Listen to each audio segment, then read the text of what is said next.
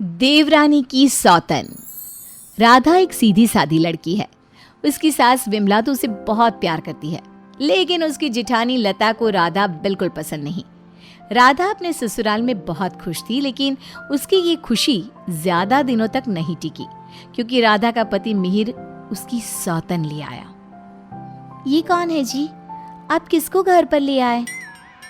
ये इस घर की नई बहू और मेरी पत्नी सोनाली है। क्या आपने दूसरी शादी कर ली? ऐसा करते हुए आपको शर्म नहीं आई? आपने एक बार भी मेरे बारे में नहीं सोचा? ये क्या बोल रहा है बेटा? तेरी पहली पत्नी के होते हुए तू दूसरी शादी कैसे कर सकता है? कौन है ये चुड़ैल? निकाल इसे यहाँ से। माँ राधा, अब दोनों एक बात समझ लो। मैंने सोनाली से शादी अपनी मर्जी से की है, वो यहीं रहेगी। और राधा, तुम्हें यहाँ रहना है तो रहो, नहीं तो निकल जाओ यहाँ से। पर सोनाली अब यहीं रहेगी। राधा को मिहिर की बात सुनकर बहुत दुख हुआ। वो रोते हुए अपने कमरे में चली गई। तभी मिहिर सोनाली को उसी कमरे में लाता है और राधा से कहता है, राधा, तुम गेस्ट रूम में शिफ्ट हो जाओ। आज से सोनाली मेरे साथ इसी रूम में रहेगी। ये क्यों इस रूम में रहेगी? ये मेरा कमरा है, आप इसे लेकर गेस्ट रूम में चले जाओ। ओह डार्लिंग, इस गवार को तुमने सर पर चढ़ा रखा है। छोड़ो ना, हम दोनों गेस्ट रूम में ही चले जाते हैं। वैसे भी इस रूम का इंटीरियर डिजाइन मुझे खास पसंद नहीं आया। ओके डार्लिंग, जैसा तुम कहो। मिहिर उसे लेकर चला जाता है और राधा कमरे में बैठकर बहुत रोती है। तभी वहां पर विमला और लता आ जाती हैं। विमला राधा को समझाती है, लेकिन लता अपनी देवरानी के जख्मों पर नमक छिड़कते हुए कहती है, राधा, जरूर तुम में ही कोई कमी होगी जो तुम्हारा पति तुम्हारे हाथ से निकल गया और तुम्हारी सौतन ले आया।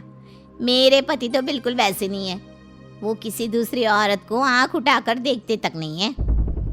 हाँ, मेरी ही कमी है कि मैंने उन्हें भगवान की तरह पूजा, उनकी हर छोटी से छोटी बात का ख्याल रखा। मुझे नहीं पता था कि वो मेरे साथ ऐसा करेंगे। लता बहू, ये कोई समय है ऐसी बातें करने का? जाओ, राधा के लिए कुछ खाने को ले आओ। अगली सुबह सब बैठकर नाश्ता कर रहे थे। तभी सोनाली और मिहिर भी वहां आ गए। सोनाली कहती है, डार्लिंग, क्या यहाँ रोज इतना ही ऑयली ब्रेकफास्ट बनता है? मुझे इतना ऑयली खाने की आदत नहीं। सुबह कुछ हेल्दी फूड खाना चाहिए। आज तुम ये खा लो डार्लिंग, कल से तुम जो कहोगी इस घर में वही बनेगा। ओके डार्लिंग, मैं आज तुम्हें अपने हाथों से खाना खिलाऊंगी। सोनाली मिहिर को अपने हाथों से खाना खिलाती है। ये देखकर राधा को बहुत दुख होता है। उसके बाद मिहिर अपने ऑफिस चला जाता है।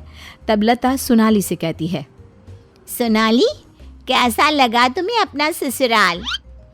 अच्छा है, लेकिन यहाँ कोई भी मुझे पसंद नहीं करता। पसंद तो मुझे भी कोई नहीं करता। सब उस राधा के आगे पीछे ही घूमते हैं। चलो छोड़ो इन बातों को, आओ मैं तुम्हें घर दिखाती हूँ। लता सोनाली से बहुत बातें करती है। जब मिहिर घर पर नहीं होता तो दोनों आपस में घंटों बातें करती। लता और सोनाली की नजदीकियां देखकर विमला सोचती है, ये लता बहू हमेशा सोनाली से गुड़ पर चींटी की तरह क्यों चिपकी रहती है? राधा से तो कभी इसने ढंग से बात भी नहीं की। राधा भी तो इसकी देवरानी है और ये देवरानी से बोलती तक नहीं, लेकिन देवरानी की सौतन से चिपकी रहती है।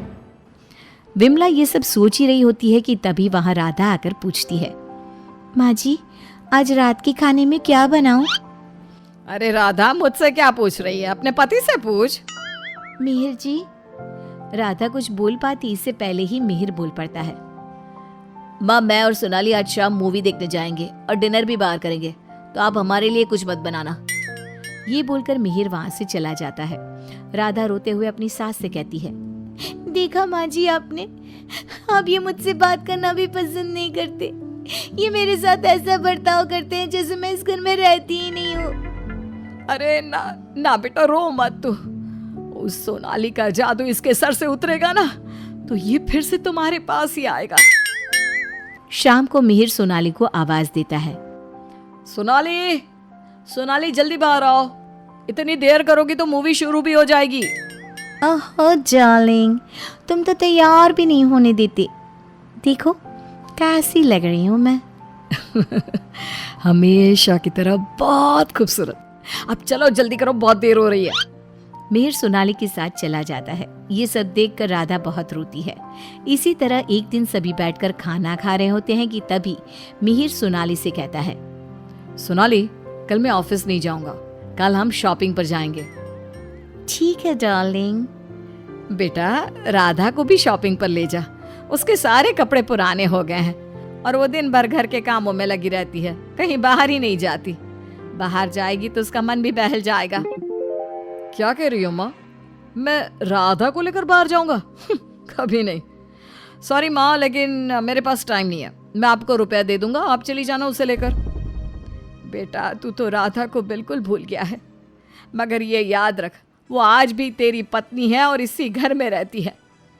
हाँ तो वो क्यों रह रही है इस घर में? चली क्यों नहीं जाती? राधा, अगर तुम चाहो तो मैं तुम्हें तलाक दे सकता हूँ। तुम ठीक से सोच लो और अपना फैसला मुझे बता देना। बदले में जो चाहो वो मैं तुम्हें दे सकता हूँ। मिहिर की बात सुनकर राधा के ऊपर मानो बिजली सी गिर गई। इसी तरह कुछ दिन बीत गए। राधा अब बहुत दुखी और चुप चुप रहने लगी। एक रात विमला किचन की तरफ पानी लेने जा रही थी, लेकिन किचन में से बातों की आवाज सुनकर वो बाहर ही रुक गई और सोचने लगी, अरे ये इतनी रात को कौन बातें कर रहा है? ये तो लता और सोनाली की आवाज लग रही है। ये दोनों इतनी रात को क्या बात कर रही है? ध्यान से सुनती हूँ तब पता चलेगा। वो दोनों की बात ध्यान से सुनती है। सोनाली लता से कह रही थी, देख मेम साहब, तेरे देवर को मैंने तेरे कहने से पटाया था, मैंने तेरा काम कर दिया। अब तू मुझे बाकी के रुपए दे दे, नहीं तो तेरे घर वालों को तेरी सारी सच्चाई बता दूंगी। अरे तू ज्यादा चालाक मत बन, मैं तुझे पहले भी कई सारे रुपए दे चुकी हूँ, अब और रुपए नहीं दे सकती। तुझ जैसी लड़की को इतना अच्छा घर दे दिया, इतना अच्छा पति दे दिया, और क्या चाहिए तुझे? विमला दोनों की बात सुनकर समझ जाती है कि दाल में कुछ काला है। वो सोनाली की जन्म कुंडली निकालने में लग जाती है। तब उसे सोनाली की सच्चाई पता चलती है। एक दिन विमला सारे घर वालों को बुलाती है और कहती है, मेहर, तुमने सोनाली से शादी कर ली है, ये बात हमारे रिश्तेदारों को भी तो पता चलनी चाहिए ना। मैं तुम दोनों की शादी की खुशी में एक छोटा सा प्रोग्राम करना चाहती हूँ, जिसमें मैं सारे रिश्तेदारों को बुलाऊंगी। सोनाली, तुम भी अपने रिश्तेदारों का नाम और पता बता दो, मैं खुद उन्हें निमंत्रण भेजूंगी। ये सुनकर सोनाली घबरा जाती है। तभी मिहिर कहता है, माँ, सोनाली का कोई रिश्तेदार यहाँ नहीं रहता, वो सब अमेरिका में रहता है। सोनाली खुद अमेरिका से आई है, इसलिए आप बस हमारे रिश्तेदारों को ही इनवाइट कर दीजिए। मेहर, तुम बहुत भोले हो, तभी तो इस 420 सोनाली ने तुम्हें आसानी से बेवकूफ बना दिया। यह कोई अमेरिका से नहीं आई, ये जेल से आई है, और इसके घर वाले भी एक नंबर के चोर हैं। ये और इसके घर वाले लोगों को बेवकूफ बनाकर घर लूट कर ले जाते हैं, और इसको तुम्हारी जिंदगी में लाने वाली है लता। लता, अब तुम बताओ, क्यों किया तुमने ऐसा? सोनाली को रुपए दिए थी कि वो मिहिर को अपने प्यार के जाल में फंसा ले और मेरी देवरानी की सौतन बनकर इस घर में आ जाए। लेकिन भाभी, आपने ऐसा क्यों किया? क्योंकि मैं जलती थी तुमसे। घर के सभी लोग और माँ तुमसे प्यार करते थे, मैं तुमसे बदला लेना चाहती थी, इसलिए मैंने ऐसा किया। भाभी, आपको शर्म आनी चाहिए। आपने मेरा घर बर्बाद किया, मैं आपको कभी माफ नहीं करूंगी। सारी सच्चाई जानने के बाद मिहिर सोनाली को घर से निकाल देता है और राधा से माफी मांगता है। राधा, मुझे माफ कर दो, मैंने तुम्हारे साथ ठीक नहीं किया। मिहिर, मैं तुम्हें माफ नहीं कर सकती और ना ही तुम्हारे साथ रह सकती हूँ। मैं जा रही हूँ ये घर छोड़कर। लेकिन राधा, इसमें मेरी क्या गलती? ये सब तो भाभी ने किया है ना, मैं तो बेकसूर हूँ। अगर सोनाली सच में अच्छी लड़की होती तो क्या तुम उसे छोड़ते? कभी नहीं।